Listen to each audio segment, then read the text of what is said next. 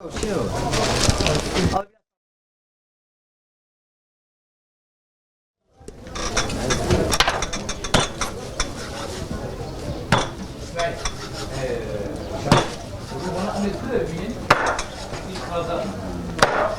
Umut Kervanı olarak yaklaşık bir haftadır buradayız. 20 kişilik bir ekip olarak geldik buraya. Biz Allah'a hamdolsun 3 gündür aşevimizi kurduk.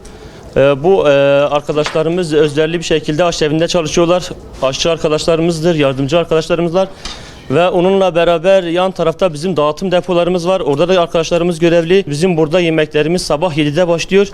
Ve gece 12'ye kadar sürekli bir şekilde yemek dağıtımımız devam ediyor.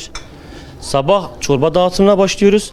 Öğle saatinde yemek dağıtımı, yemekten sonra tekrar çorba dağıtımını devam ediyor. Akşam yemeği arada gece 12'ye kadar biz yemek dağıtımı devam ediyoruz burada. Yani buraya gelen, bu aşevimize gelen vatandaş yemek yemeden aç bir şekilde biz göndermiyoruz burada. Allah'a hamdolsun. Çok güzel bir organizasyon oldu bu bölgede, Doğu Kent bölgesinde. Allah'a hamdolsun çok olumlu geçiyor, çok olumlu tepkiler alıyoruz.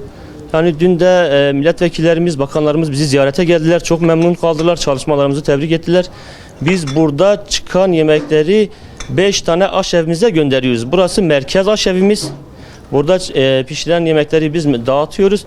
12 Şubat'ta Türkoğlu'nda, Doğu Kent'te, Ebrar sitesinin orada 4 tane noktamıza biz günlük olarak sabah, öğle ve akşam onların dağıtımını da biz yapıyoruz.